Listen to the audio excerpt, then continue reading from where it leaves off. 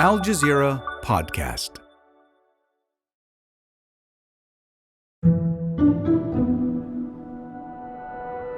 If you live near the border between Israel and Lebanon, you're probably familiar with these sounds.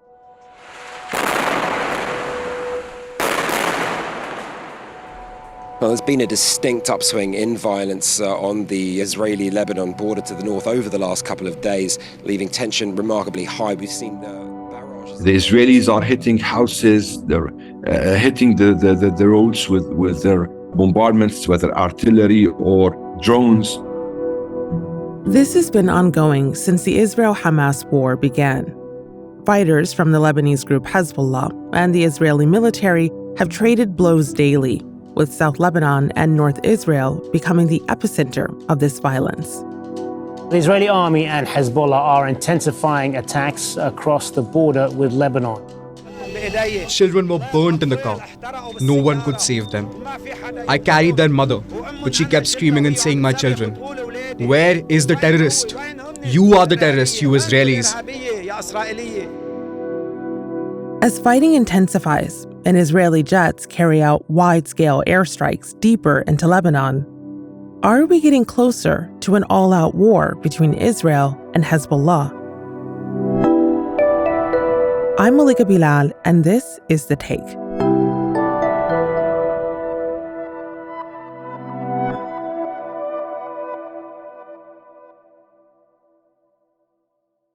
I'm Ali Hashem, and I'm Al Jazeera's correspondent. I'm covering from Naqoura on the Lebanese-Israeli border. Ali tells us most of the Lebanese villages near the border with Israel are now empty. People have moved to other parts of Lebanon, away from the border.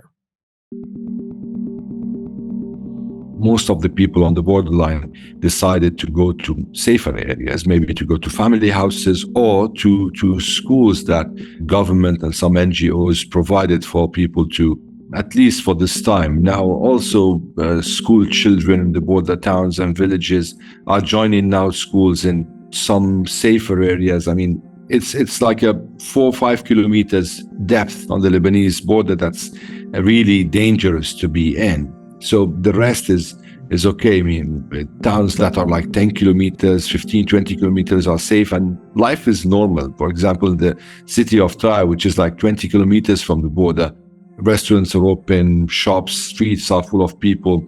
So it doesn't look like it's a war. People live in different ways and lives, despite the fact that they're in the same country, same region, same even district.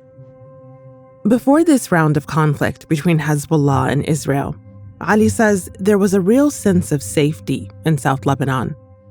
People felt nothing would happen with the balance of power on both sides of the border.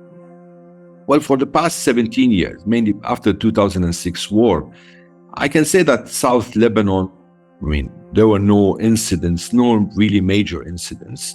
Life was normal. People started building really very close to the border, even just on the wall. People were, because in South Lebanon, many people are farmers, so they used to farm close to the border. There were no real problems there. And life was becoming, different from what it was before. The last intense fight between both parties was in 2006. On the 12th of July 2006, a violent conflict erupted between Israel and neighboring Lebanon. It began when a military unit of Hezbollah group based in Lebanon crossed the border and ambushed a group of Israeli soldiers. And it was really a vast Israeli war. I was a reporter. I covered this war. There were several massacres committed by the Israelis, and that was the top. That was kind of the utmost of the whole confrontations.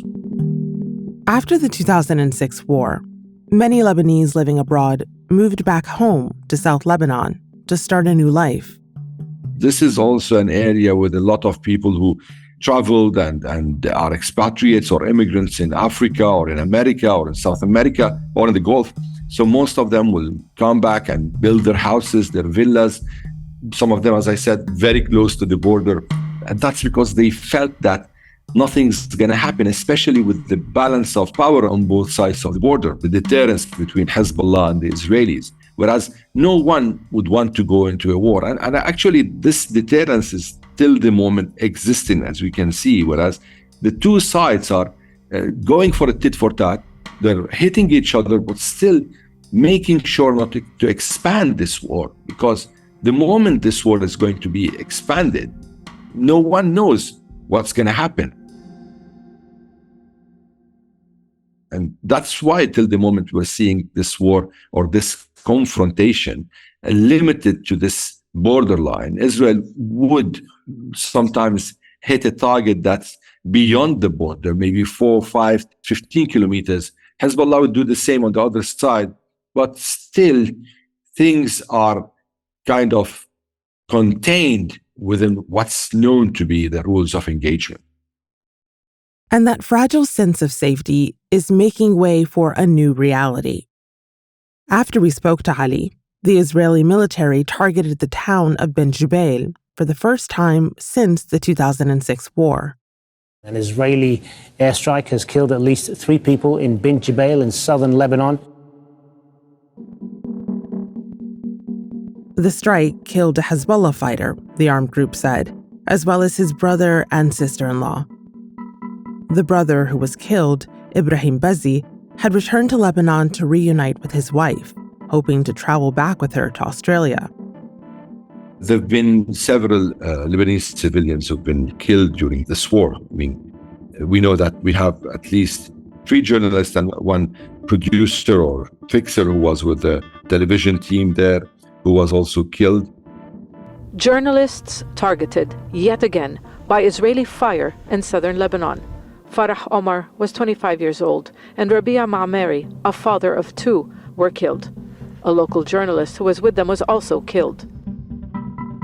Also, there are 3 children who were killed with their grandmother, and some elderlies who were killed towards Shib'a farms. For a while, Ali would describe the situation in southern Lebanon as tit for tat, but that's changed. Now, he calls South Lebanon a war zone. Some towns are being hit daily by Israeli warplanes. When Hezbollah joined the fight against Israel in October, it said it was doing so in support and solidarity with the Palestinian resistance. But the Israeli defense minister, Yoav Gallant, vowed Israel would act with all the means at its disposal to push Hezbollah back through military actions.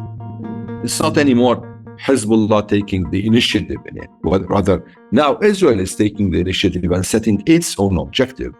Our main objective is pushing Hezbollah away from the border.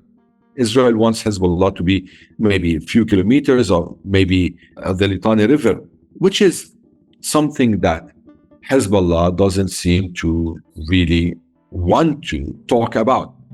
They're saying they're not going to talk anything. They're not going to have any conversations over the future before the end of the war in Gaza. And here I think it's clear that Hezbollah is relying on what's going to happen and that the Israelis are going to have more setbacks in Gaza. And then they wouldn't have to do any kind of conversations. But at the same time, aside from what's happening in Gaza, it's very, very unlikely that Hezbollah is going to accept such conditions, though the Israelis are putting Hezbollah in front of 2 options, either to go back, to pull out from the borderline, or to fight, because the Israelis are saying that if this is not going to happen via diplomacy, then it's going to happen through a war. What kind of a war? So, is this the beginning of a new war between Israel and Hezbollah? That's after the break.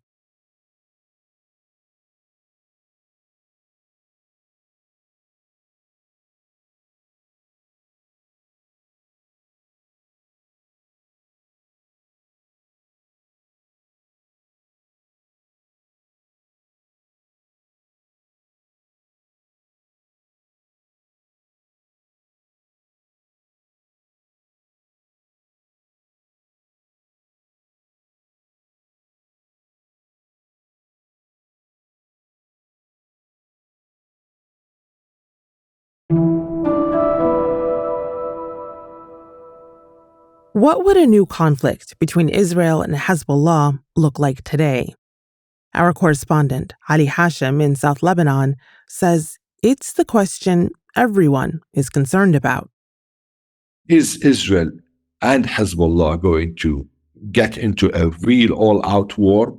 I mean, this is going to be destructive. This is going to be different, completely different from any other war that we saw, especially with Israel warning over the past years that Hezbollah already obtained some precision missiles, tens of thousands of missiles. They have several thousands of fighters and advanced technologies. But Ali says that Hezbollah is not using any of these advanced weapons just yet, and that it seems as if both sides are testing each other's waters. We saw Hezbollah using weapons that have been used in previous wars, whether it's the Cornet, the anti-tank guided missiles, or the normal Katyusha rockets that are being launched every now and then, or the Burkan missile, which is known to be very destructive, and it was used before in Syria. So there's nothing of the weapons that everyone was warning of that is being used for now. But this is tactical, of course, because Hezbollah wouldn't want to show all its cards. So it's complicated, especially that there are a lot of tactical games going on.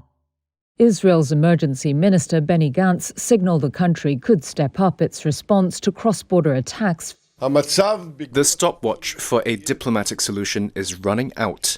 If the world and the Lebanese government don't act in order to prevent the firing on Israel's northern residents and to distance Hezbollah from the border, the IDF will do it.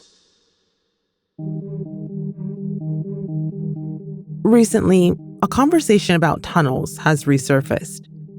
In 2018, Israel launched Operation Northern Shield, a military action that found and destroyed Hezbollah tunnels on the border. And now, Israeli forces say they're conducting major searches to locate more tunnels. Given the fact that this tunnel network is clandestine, secretive, and we don't know really what's there, but at least from the pictures that were released sometime, we see that there are developed and advanced tunnels. Now, how much the Israelis will be able to discover them, and where are they, and how much these tunnels are deep, and how much they are into the other side of the border, this is a big question. Whether also in the Lebanese geography, the Israelis would be able to find any. Also, this could determine how the next war is going to be, because tunnels are really essential in such situations. However, I think from what we are observing here is that Hezbollah is trying as much as possible to keep any of its new infrastructure, that's after 2006, away from the Israeli eye. They might lose 2 or 3 fighters to prevent uncovering one of their strategic, for example, infrastructures in South Lebanon. So it's going to be a very difficult mission, and it's going to be a very difficult war to fight. So far, although things are intensifying, both sides are still sticking to the rules of engagement. But what are those rules? And what are the red lines that could mean an all-out war? Those are questions that Ali admits are hard to answer. Well, I think that these rules are being updated on a daily basis. And given the fact that the deterrence still exists, I can say that the rules are loose. What's really preventing this war from happening are different aspects. One is that on the Lebanon side, Hezbollah is not going to initiate such a war from its side. It would want to fight a defensive war. And on the other side, Israel is still stuck in Gaza. And it's really, at least, logic-wise, it doesn't seem that this would turn into an all-out war as far as the Israelis are stuck in Gaza. But the moment they are out of Gaza, then we might start, counting the days and hours for the next war. The Israeli Defense Forces said it has shot down rockets identified as crossing from Lebanon and released footage said to show its warplanes hitting Hezbollah military sites. But also, even if this war happens, how is it going to be? What are the dimensions? What are the layers of this war? And is it going to be just like the other classical wars or campaigns or invasions that Israel did before? Or it's going to be limited to South Lebanon or to the southern side of the Litani River? These are big questions. But at the same time, if Israel is going to launch such a war, how Hezbollah is going to retaliate? And is it going to retaliate only from South Lebanon, or it's going to use its long-range missiles, whether in Syria or in the Bekaa Valley or even in Iraq, to retaliate? And who is going to be engaged in this war? Another question Ali asked, speaking to people close to Hezbollah, was why an all-out war between Israel and the armed group didn't start on October 7th. They will say, would that prevent the massacre in Gaza? Will that end the massacre in Gaza? To them, from their own point of view, that's not going to do anything, except that there will be massacres in Lebanon and in Palestine at the same time. And both the resistances in Palestine and Lebanon will be weakened. So this is the perspective they're having on this battle. So in case things are going to go wide and bigger, then I think we have to think of the unexpected or of the unthinkable. On December 4th, 2023, Hamas put out a call that it was recruiting in Lebanon. The group is doing so mainly in the Palestinian refugee camps in South Lebanon. Several Lebanese political parties and officials were quick to denounce the move, accusing Hamas of violating their country's national sovereignty. But according to Ali's analysis, this recruitment could have long-term effects. On the 7th of October, Hamas launched its attack. On the 8th of October, Hezbollah engaged with the Israelis in Shebaa farms. The first attack on the Blue Line was by Islamic Jihad. Then there was another attack by Hamas launching rockets from South Lebanon towards Israel. So then this was unprecedented, at least for the past 40 years. This was maybe one of the few times that we saw Palestinians functioning openly on the Lebanese-Israeli borders.